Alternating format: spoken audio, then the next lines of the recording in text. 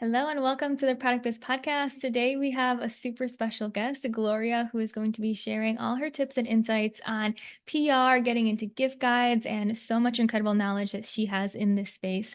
So, welcome, Gloria. I'm so excited to have you here and would love for you just to introduce yourself right off the bat and let people know what you do and how you help small business owners. Hey, yes. Okay, so I love small business heroes. That's what I call everyone. So I am Gloria Chou, last name spelled Chou. I am a small business PR coach, mainly for female product owners, and I've never worked a day in any PR or marketing agency. So I actually started cold calling newsrooms and hacked my way into getting people on, all the like CNBC and Wall Street Journal and New York Times, Oprah's favorite things. And I will share with you today kind of how any small business owner can hack their own PR and get featured. I love it. And I think this is such an interesting topic too, because it sounds like you've gotten people featured in some pretty big names, which is fantastic. And before we dive into how to get featured in that way, tell me a little bit more on why this is important. Like, why should small business owners be focusing on PR and getting featured on these different platforms with these different magazines? What's the benefit for them? So traditionally, you have a couple ways of getting in front of more people, right? You have social media, which you don't own. It's not SEO optimized, and you don't even know if people who are browsing your social media are ideal clients. So then you can pay money for ads, which, they're happy to take your money. You can spend tens of thousands of dollars before you see a return. Again, not SEO optimized. It's not searchable. The only thing that gives you all of those things and checks all the buckets of sales, visibility, SEO, and credibility, which is positioning yourself as a legitimate, like newsworthy brand, that is earned organic PR. So that's getting into a gift guide, that's getting featured in a founder story, even a podcast. And I think right now the waters are so like muddy because there's a lot of like these pay to play scams. Like raise your hand if you got a DM that's like get featured in this random magazine. That's not what I'm talking about. Right? I'm talking about like getting onto Oprah's favorite things. Or, we had someone last week get onto BuzzFeed for one of the best gifts for Chinese New Year. Or if you make skincare, we had someone who got into Elle for like the top 10 skincare face oils. Those are the most powerful ways to drive not only sales, revenue, but establish yourself as just an incredible, valuable brand. I love that. I think that's such a good way to look at it. I love how you explain social media and ads. And they're also super quick too. Everything you put on social media, on Instagram, what is it, like a 24-hour lifespan? However, if you're on these gift guides, I'm sure your clients and the people you work with, when you've been on a gift guide, even if it was from 6 months ago or last year, it may come up when people are searching for that gift guide later on for the next holiday season or whatever it may be. So I think that's awesome. I think there's so much awesome benefit to this and such an untapped place for small business owners to really play in, which is pretty freaking cool.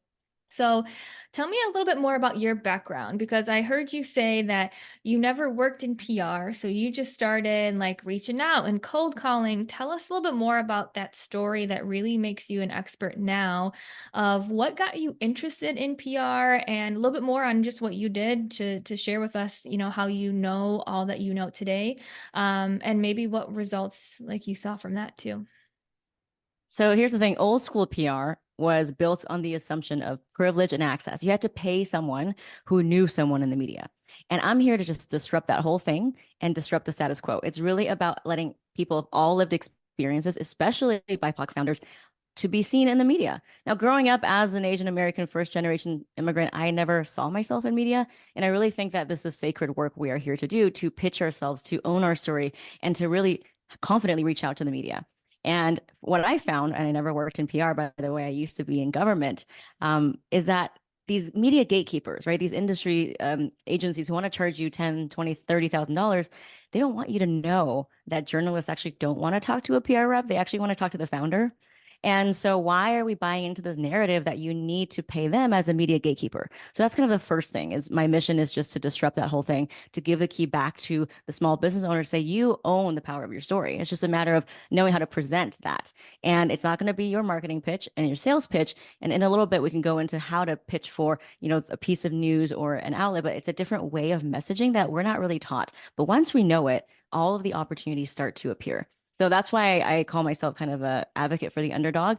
And another thing is, more Black women start businesses than any other demographic. So there's a lot of diversity in small businesses, but we don't really see that represented. And so to be able to change that narrative is we need to just all do our part to pitch to the media so that we can get our stories, our missions, everything represented in the small business landscape. hmm I love it. I can tell you're really passionate about it too, which I think just makes it awesome to hear what you've learned from everything that you've done. Okay, cool. So let's dive into some more tactical things because I know you help people get featured in gift guides and product roundups. Now, I think most people know what gift guides are. Product roundup, I think some people will know, but can you just talk us through maybe those two avenues, what they are? Very basic, and we'll start there. Yeah, so there's different types of media, right? So there's the print media, there's the online media, and there's different types of stories. You have your founder story, kind of like a business insider, how I built this kind of thing.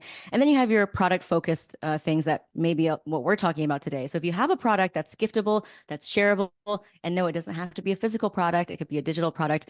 It's really kind of the most pinnacle thing is if you can get into a gift guide because that is millions of eyeballs on your product with backlink to your website for buying. And here's the thing, why would people be reading a gift guide unless they actually have an interest? So you're actually hitting the right people at the right time, not just some random person scrolling on Instagram. Gift guides are great because there are so many of them.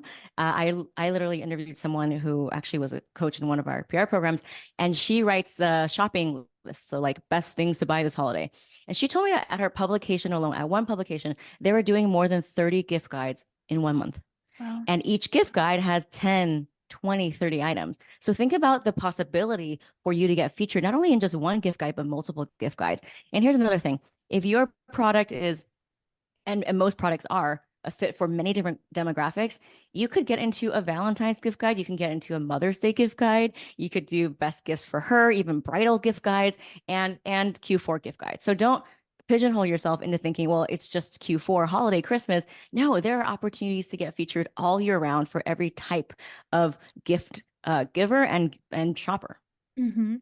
And how does a product roundup differ from a gift guide? Because I think gift guide, like you gave some examples of Valentine's Day, Mother's Day. Is product roundup any different or is it pretty similar?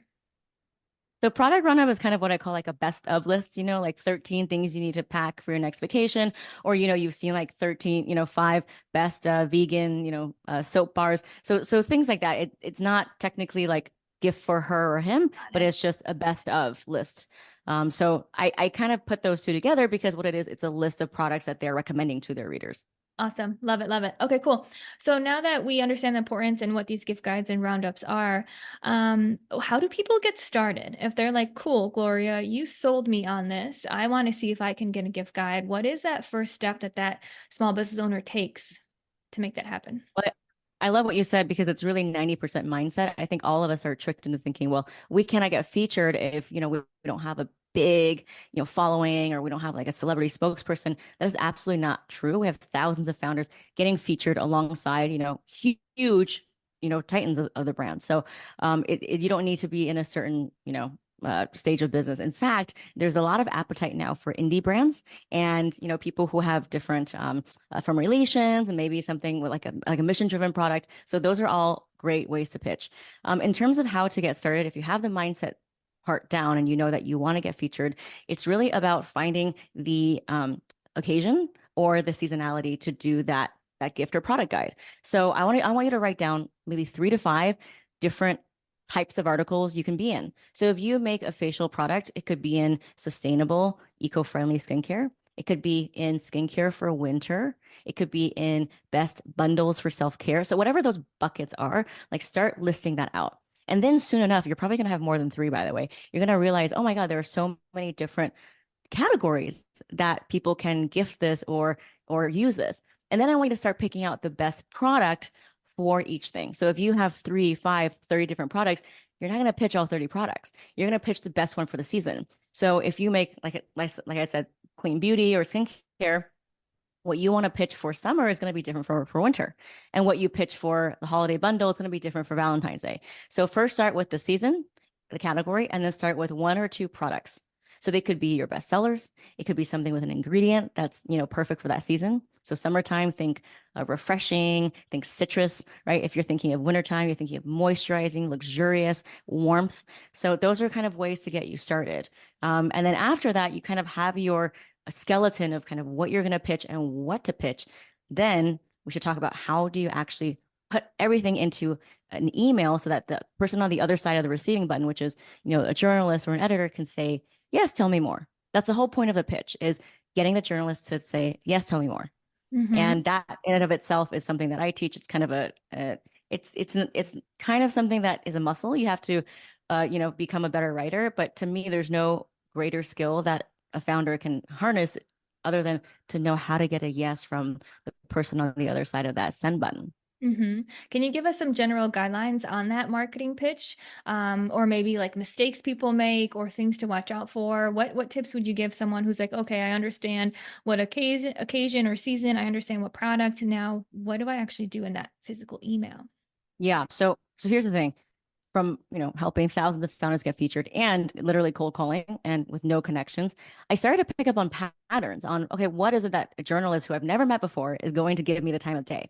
And the more you lead with your sales pitch, so the features, the benefits, and all, the less likely you're going to get featured. Now, it doesn't mean that you don't talk about your product, but journalists don't want your product brochure. They don't want an order form. They don't want a slide deck. They are busy people. They want to know what is the relevance to this season. So, in terms of overall pitching, the two magic ingredients you must have to get the person to respond is specificity and relevance.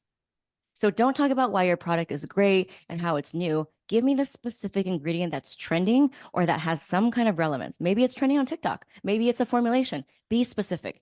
Relevance is also equally, if not more important, because I don't want to just a general pitch about why lotion works, but why is it great for new moms to get rid of stretch marks? And what about new moms who have sensitive skin? And what about for winter? So keep peeling the layers of an onion to get to that really specific and juicy core of an onion, which is kind of what I tell my PR students. Always peel away the layer of an onion. Talk about who it's for, why it's there. So specificity and relevance overall, you need to have those for any pitch. Mm-hmm. Now, in terms of the actual pitch, this is my CPR method. It's a method that I came up with from pitching thousands of times and getting over 1 billion organic views for hundreds of founders, right? So your pitch needs to have CPR in it. C stands for credibility, P stands for relevant point of view, and R stands for relevance, CPR. Now, what does that look like in a pitch? It means that when you start a pitch, the subject line for the journalist should not be your name. It should not include the name pitch. It should not include the name, gift guide. They already know that you're pitching them. So the subject line almost should read like an article title. For example, three hottest ingredients for skincare serums that won't mess up your makeup or something like that. You see how specific and relevant that is, right? Mm-hmm. And I don't want, don't put in your name. And then the email, you want to start with the relevance first. You want to start with the R and CPR first. Why? Because what is news if it's not relevant? The journalist is going to give you 3 seconds to determine whether or not it's relevant for them. So you want to start your email with relevance. So that is maybe citing a statistic. It could be something about what season we're in. It could be about consumer behavior. It could be about the latest TikTok trend. Whatever that is, use that relevance. And then the P in CPR stands for point of view. So then I want you to put in like 3 bullet points or list 3 things that support your point of view. So it could be something like, Sophia Richie's, bridal makeup is super trending. Everyone's trying to emulate it for this summer's bridal season. Here are 3 low-cost ways you can do the same. And so you see what I mean? It could be tips, it could be tricks, it could be do's and don'ts. And then you want to conclude the email with the C, which is credibility. So it's just 1 or 2 sentences about why you are, in the position of pitch, which is most often you're a founder. Maybe something about how you've, formulated this because you had your own problem and then you created a solution. Maybe you won an award, although it's not necessary. Whatever that is, just to back up that pitch with confidence. And then you just say, hey, I'm happy to send you a sample. I'm happy to talk more about these skincare trends, and here's how I can be reached. Awesome. I hope everyone pauses and rewinds and listens to that 2 or 3 more times because there was so much good information in there.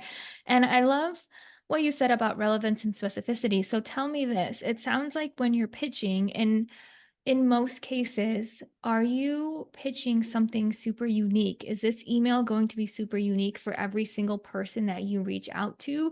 Or is there any way that, okay, maybe if I'm pitching about skincare for Mother's Day, I can take this pitch and maybe adjust it a little bit, but send it to 5 different people. So, what do you recommend there? Because I know there's a fine line of being super personal and personalizing the email. And also, maybe there's the other side of like, how do we make this more streamlined? Are you on the train of thought of Yeah. like, it's got to be personalized? If it's not personalized, I don't do it? Or what do you think in that on that side?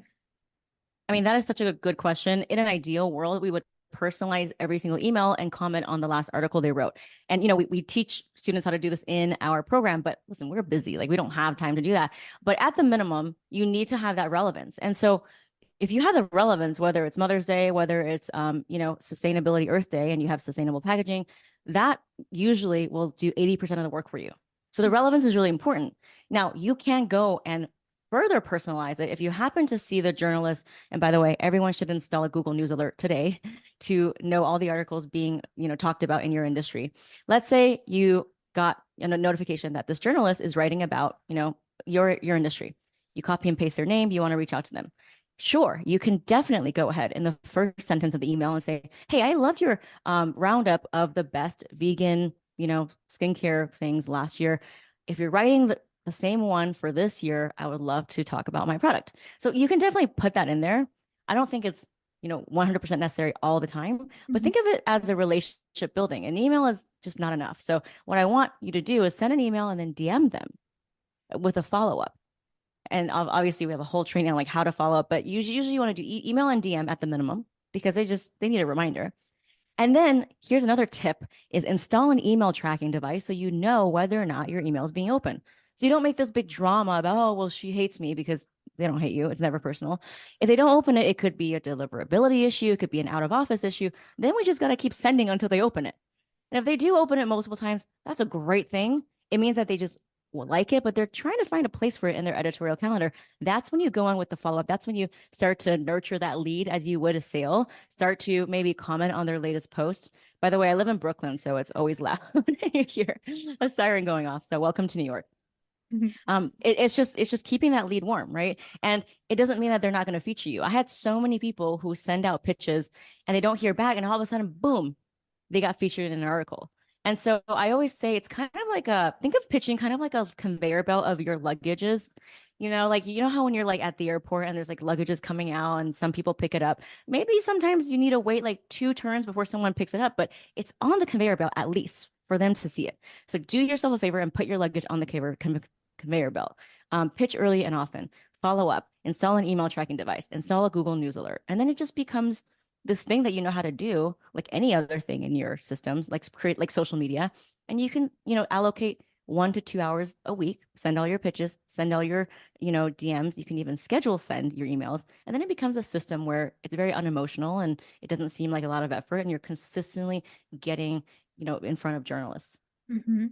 I love the follow-up guidelines that you gave because that's a question I get a lot, especially because in this regard on follow-ups, it's very similar to store outreach. Like when you're pitching your products to be in someone's store, very similar. Like send them an email, follow them on Instagram, send them a DM, build a relationship. I love that you're saying all those things. Now, what one question I get a lot on the store outreach side, which I would love to hear from you, is if you send them an email, send them a DM, you're nurturing the relationship. How often do you send another email if you haven't gotten a response back? Is it, okay, every 2 weeks? Is it, let me follow up a couple times via email, then let me go to monthly? Is it then quarterly? Do you have any guidelines there? I think it depends on, first question is, are they opening your email? So if they're opening your email once, then yeah, I would follow up. But if they don't respond and they're not opening your email again, then it means maybe they're not as interested.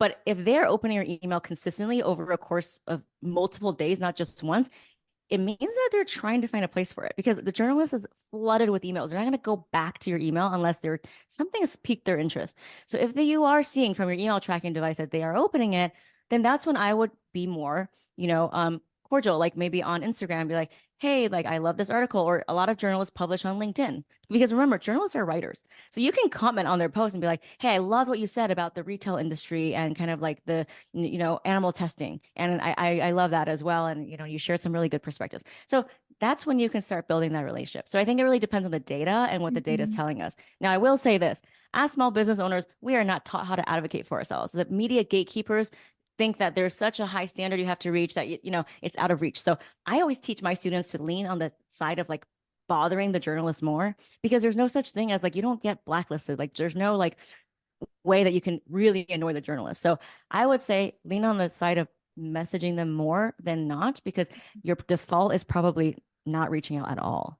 Yep. And you really need to get into the habit of pressing that send button. And I know it's uncomfortable, but it's kind of a muscle. Like once you start pressing it, you're like, okay, you know what? Everything that I want in life is on the other side of the send button. And the more times you press it, the more comfortable you get. Here's another thing. Let's say you follow up weekly and it, 2, 3, 4 weeks go by, you don't hear anything.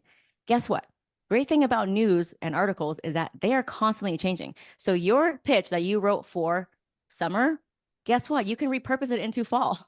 And in Mhm. that case, you can just refresh the pitch into another ingredient or an angle for the fall because you probably have products for every season and every reason.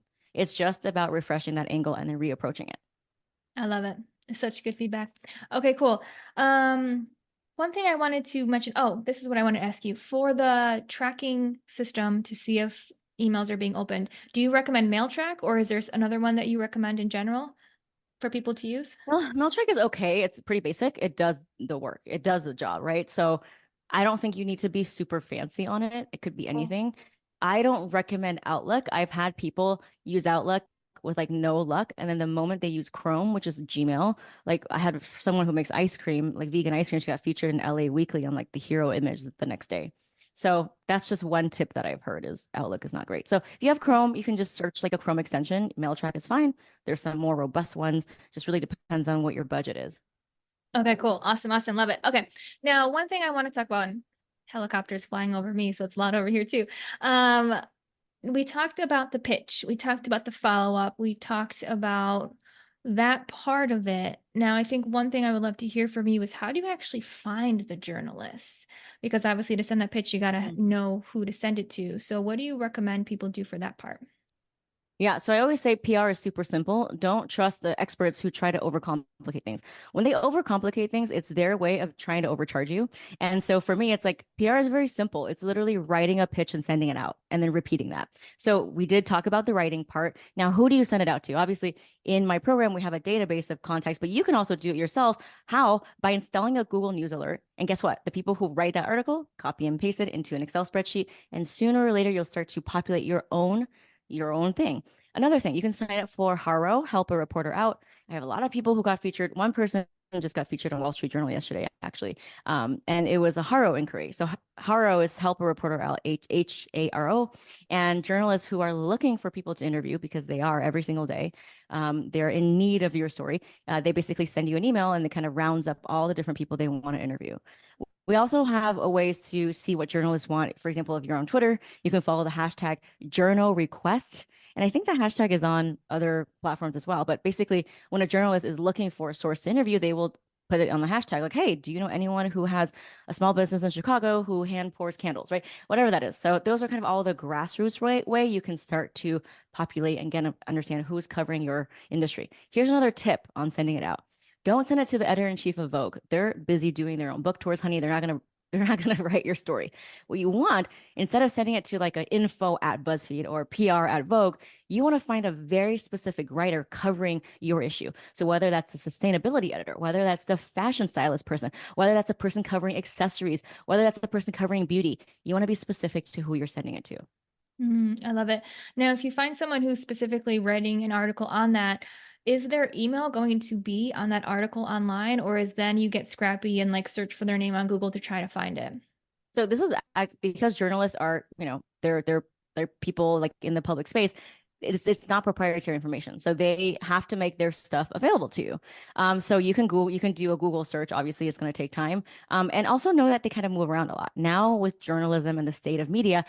People just can't afford to like have a lot of staff reporters. So you probably find one writer who then freelances for other places, which is good for you because it means if you know one person, they probably write for multiple articles. Mhm. So what I would do is I would back up your research with social media as well. A lot of times you can find them on social media, like a Twitter or an Instagram, and they will actually put in their bio where they are writing for. And so that way you can kind of match up the names with the emails and then kind of go from there. Oh my gosh, I love it. Such a good tip. Awesome. Yeah, I think you've shared so much good information on just making this something that people see the benefit of and also realizing that it's doable for them and it's something that they can really tap into. Now, the last question that I have for you, and then I would love to see if there's anything else that you want to share. But last question that I have specifically on this is, I know you mentioned like Wall Street Journal, Oprah, Elle, some of these awesome big publications. So this would be great for people to hear for big publications and big media and PR, are your members following the same process to get into even these big places where they get exposed to a lot Oh of yeah, people? we've had members get into everything. Like Oprah's favorite things. We had someone get on there as well. And so it's you don't need to know anyone to pitch. Every single person who has gotten featured in the hundreds of outlets, it's all cold pitching. So they never had an established relationship. They never knew someone who knew someone. It's all just using this method, the CPR method, which is how to position your message as a way for the other person to say yes. And so it's Mhm. a value driven conversation. And this has worked even for people who are trying to pitch to wholesale, honestly. But it also works for like LinkedIn messages. If you still like condense the pitch into something, but still being, specific, relevant, like having a bit about your credibility and point of view, it also works for DMs. But remember, all the pitches need to be specific and relevant. Cool. Okay. Actually, I'm going to ask you one more question. As you were talking, this popped up. So, do you see any correlation between the people who are getting featured from doing this cold pitching and the state of their product, business, Instagram, or website? So, what I mean by this is like, Mm. do you feel like a super credible website and Instagram is probably going to help your odds? Is there any correlation there? Or is it like, hey, just pitch and see what happens? Or there's probably maybe a middle ground. But what do you think matters in terms of website and Instagram, like professional photography and all those other components that can really help, I think, on the credibility side? But I'd love to know your point of view. So credibility is actually the least important part. We had people who even like got featured when their website was still kind of under construction, or let's say you don't have your product yet. Guess what? You can do a wait list. So these are kind of just barriers that we put in our mind. Now, if you are in something that's very visual, so if you're in skincare, fashion, makeup, those are visual mediums. So you probably do want to invest in good brand photos, but you don't need to have a lot of followers. All the journalists I'm talking to, they are not looking at your Instagram because they know that you can buy followers. So that doesn't impress them at all. It's really about what is your story? Like, what is your unique value add?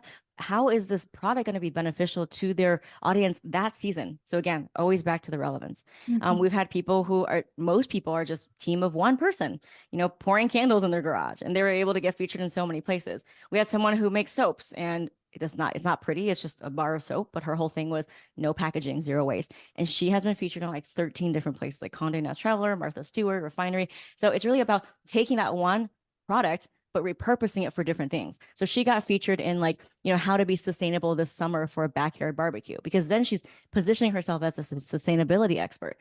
So you don't always have to only talk about your product, right? You can talk about the status of clean beauty. You can talk about we have someone who makes non-toxic dresses and about fabric dyes and how that's harming our health. So now she's talking about hormone imbalance. So always think, okay, you're not just confined to your product and gift guides. You can also talk about, you know, what's happening in your industry. Beautiful. I love it. I think that's such good content. And I hope people, as they're listening too, you can start to take the insights that you're sharing and use that in multiple different avenues. So, for example, like you mentioned, the bar of soap who doesn't have any packaging, like that's a great angle just to always talk about on Instagram. Like, cool, you just probably could create 10 pieces of content just on that and really focus in on that, on something totally separate other than PR, but using some of those ideas of like, cool, what else can I talk about and what other ways can I share about my product? So, I think it's great to see how what you're sharing and the concepts you're sharing can actually be used in multiple different ways, which I think is always great to hear that. Okay, cool. So before we wrap with like where people can find you and more about your programs, is there anything else that you want to share? Any final things that I didn't ask you or anything else that comes up, or do you feel like we covered the Oh, bases? there's so many things. I really think all of this is mindset. I just think that we have been conditioned to think that we're too small or our product is too young or nascent to be featured. And I think that's literally 80% of the work. And if you can actually break through that, then you can actually start to take action, right? Because your thoughts and your actions are connected. I get questions a lot around samples, and I will say that Mhm. nobody who has gotten featured in our program, and they've gotten featured in all the top magazines, no one has had to send a sample unless you're getting on TV, like unless you're on Good Morning America and they're like actually doing a product demonstration, be very careful of these like fake influencers who are just wanting free stuff from you, who say that they're writers. So this is also why it's becoming a little bit more complex in the age of influencers who are saying that they're journalists. So very careful of people asking all these samples. You want to make sure that it's low cost to you. And I don't want you to like be out of budget sending people samples. So I talked to the shopping and beauty editor at Allure, and she's like, I have so many samples, I don't even want another sample. right? I just want to know your story. I want to know why it works. And, that's it. So she doesn't actually need any samples to first, say that it's good or bad. Now, some people will, but I will say that it's not 100% always a requirement as a default. Beautiful. Such a good tip. Love it, love it. Okay, awesome. Well, this has been such a good episode. There's so many good pieces of information that I know people will walk away with. I'd love for you to share where people can find you, Instagram, your podcast, your program. Give us all the details so they can keep in touch. Yes, like so many things. Oh, we didn't even talk. One more thing is about affiliate links. I know a lot of people ask me about that. So a lot of times when you get featured, the magazine will be like, okay, well, do you have like an affiliate link? And not always, but sometimes they do. So if they do, then it basically means that like, if you make a sale through their website, then they get a proportion. It's a win-win. And you can definitely do that. You can provide, so there's a couple websites. You can go on ShareSale, you can go on Skimlinks. So those are kind of ways when people do ask for affiliate links, you can do that. It's not technically pay to play, right? Because you're not paying them to be featured. It's more of, do they get kind of a scratch on their back if they scratch yours? So that's really what it is. I would love to continue the conversation. I know we can only cover so much. I do have a freebie for everybody. If you want to get into a gift guide, we have rounded up the top 10 proven angles for all year round to get featured in a gift guide. And we actually give real examples of each one. So you can DM me the word gift guide. I'm at Gloria Chou PR. That's Gloria Chou PR, the word gift guide, and I will give you that freebie. And then I also have my own podcast called Small Business PR, where we actually interviewed the beauty and shopping journalist at Elle, and to be like, what are you looking for, and what are your thoughts about samples? So that's really my way of not gatekeeping information and making it accessible.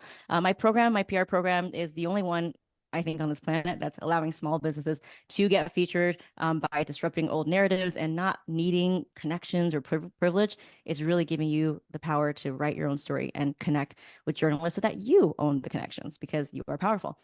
So you can find out all the things, but Instagram is usually where I'm hanging out. So DM me the word gift guide and check me out on my podcast, Small Business PR. Awesome. I'll make sure to link that in the show notes too. And thank you again so much. So much good tips. Thank you for sharing your insights. Thank you for your time. And thank you for stopping by here and being a guest on the podcast.